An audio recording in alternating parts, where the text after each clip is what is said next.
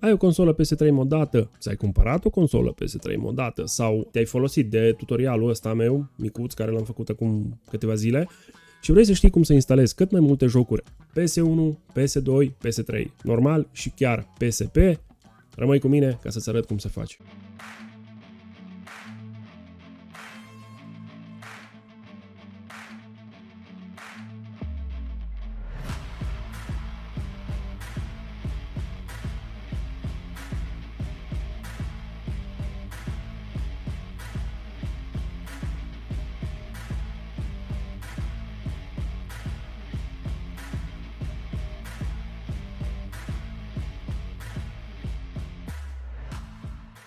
No bine, avem o consolă modată, dar nu avem jocuri. După cum am zis, o să vă arăt cum instalăm niște jocuri pe o consolă. Foarte important, dacă aveți modarea cu custom firmware, atunci puteți să instalați jocuri de PS1, PS2 și PS3, bineînțeles, și PSP. Dacă este cu hand, din câte știu, se poate numai PS3 și PS1. Bun, hai să ne mutăm pe PC, să vă arăt ce trebuie să facem și continuăm de acolo. Suntem pe PC, trebuie să intrați pe site-ul ăsta, storebryology.com, oricum o să vă las și link-ul în descriere.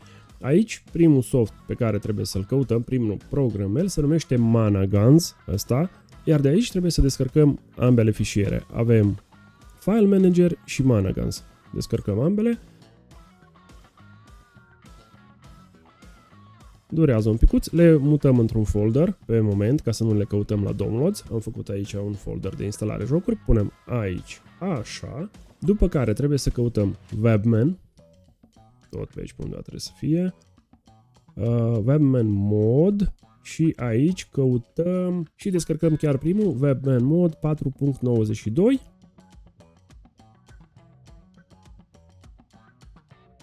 Descărcăm, punem aici, iar cei care doriți să instalați și jocuri de PSP, intrați pe al doilea link, avem ăsta de aici, ne apar și reclame și căutăm și căutăm noi aici PSP Remasters Launcher Fixed, ăsta ne interesează, da? Așa, bun.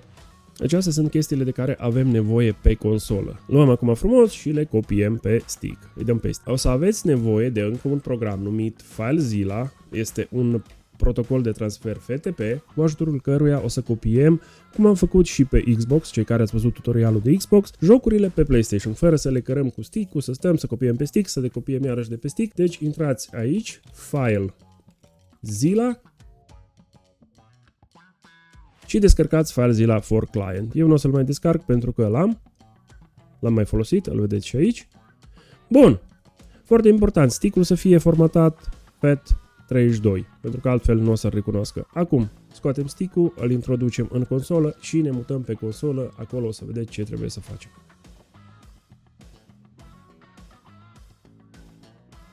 Ne-am mutat înapoi pe consolă, aici sub Games, intrăm la Package Manager, Install Package Files și mergem la Standard. Primul pe care o să-l instalăm este File Manager, merge destul de repede.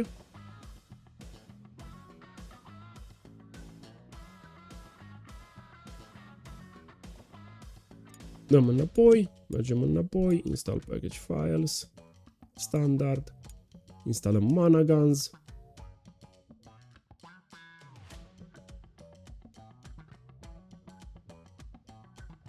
Am instalat Mana Guns, mergem înapoi, Install Packages, Standard, PSP Remaster. Ăsta îl instalați doar în cazul în care aveți modarea cu custom firmware. După cum am zis și la început, dacă este cu HAN, acesta nu-l folosiți pentru că nu o să vă meargă, nu o să funcționeze.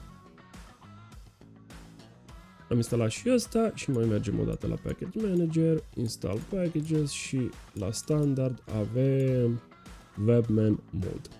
Acesta o să dureze un picuț mai mult. Acum că s-a instalat și ultimul package, o să-i dăm un restart la consolă.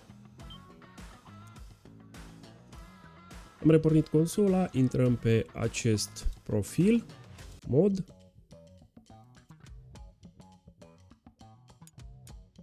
Mergem la Games și așteptăm să se încarce toate. Avem așa File Manager, Mana Guns, PSP Launcher și Webman. Webman, acesta este doar un installer, adică ce am făcut mai înainte, oarecum l-am scos din arhivă. Ca să-l instalăm, trebuie să apăsăm pe L1 și pe X. dacă dorim versiunea full. Dacă apăsăm doar pe X, se instala doar versiunea light.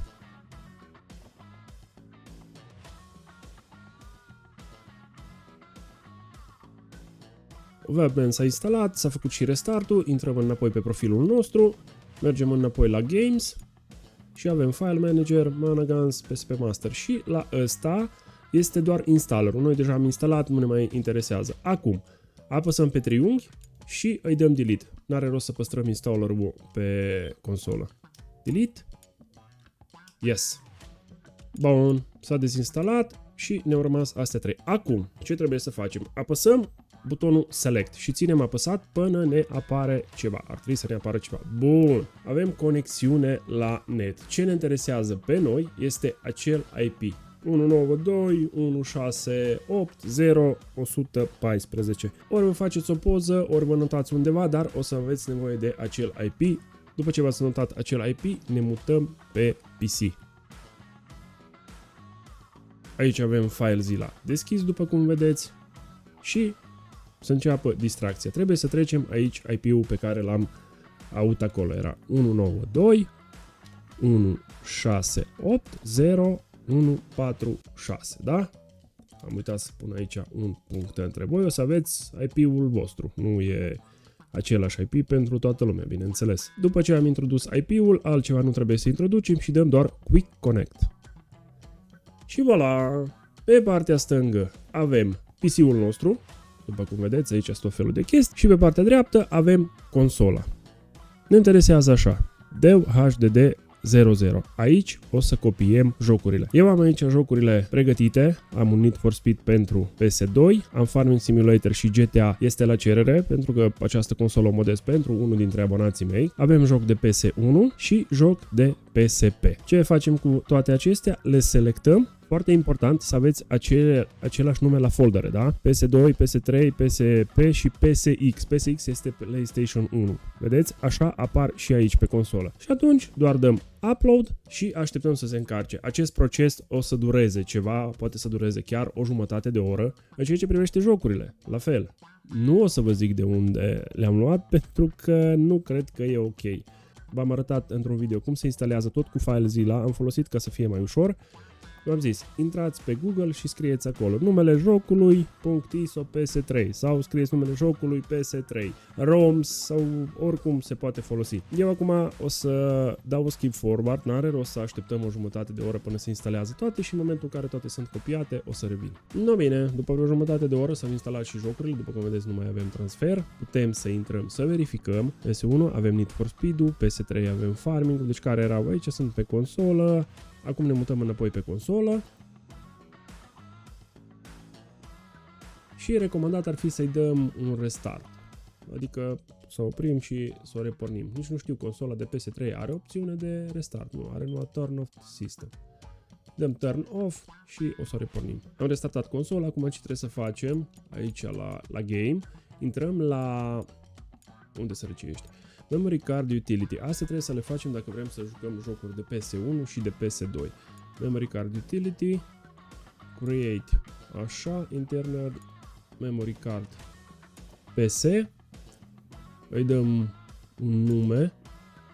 Adăugăm eventual PS1. Așa. PS1. Apăsăm pe Start. E ok. Apăsăm pe ok. Așa. Internal memory. Și mai intrăm o dată.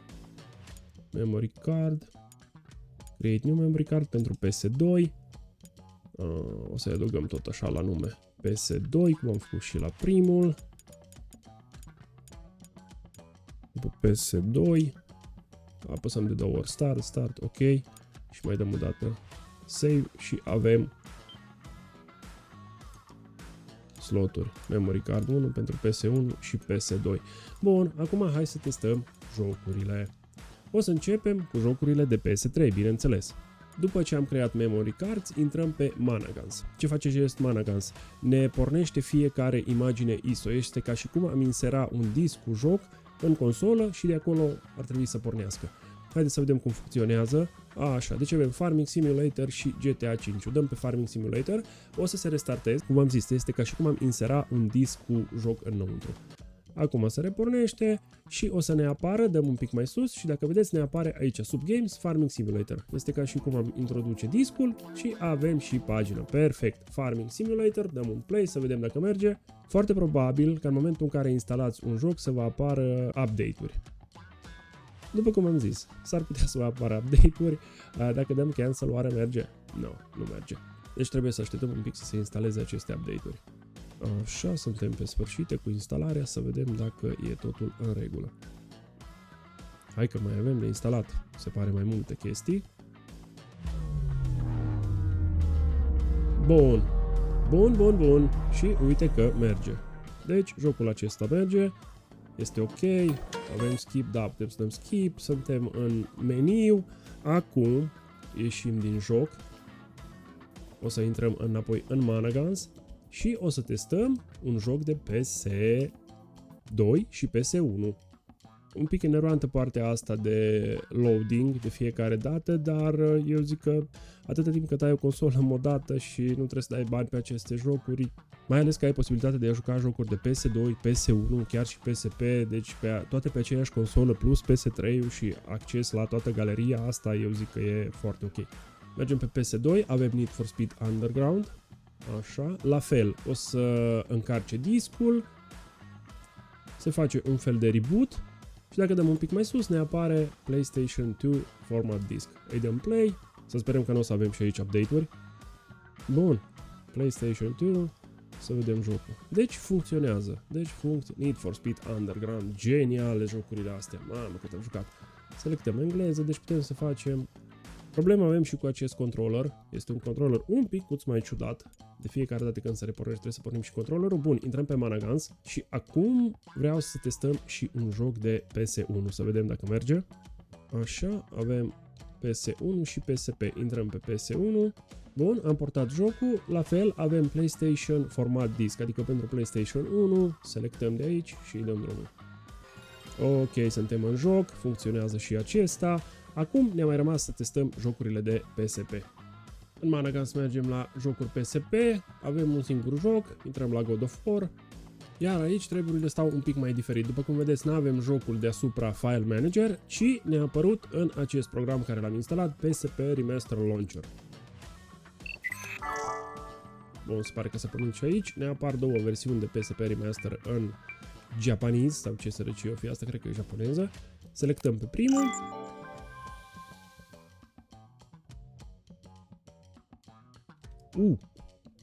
Ok, se pare că am luat un joc care începe cu limba rusă. Bun, ce am vrut să vă mai arăt aici, pe Games, intrăm la Mana Guns. Bun, după ce am intrat aici, apăsăm pe Start ca să intrăm în Settings și avem tot felul de setări de făcut pe aici. User Interface, Team Interface, File Manager. La Global Settings, intrăm la Download Covers. Și o să ne descarce coperțile pentru toate jocurile care le avem instalate. Unele s-ar putea să nu apară chiar pe moment, dar după ce dați un restart cu siguranță o să apară Game Side Menu, Show PC, Show Covers, Show Game Case, deci tot ce avem. Hai să ieșim și să vedem acum cum arată.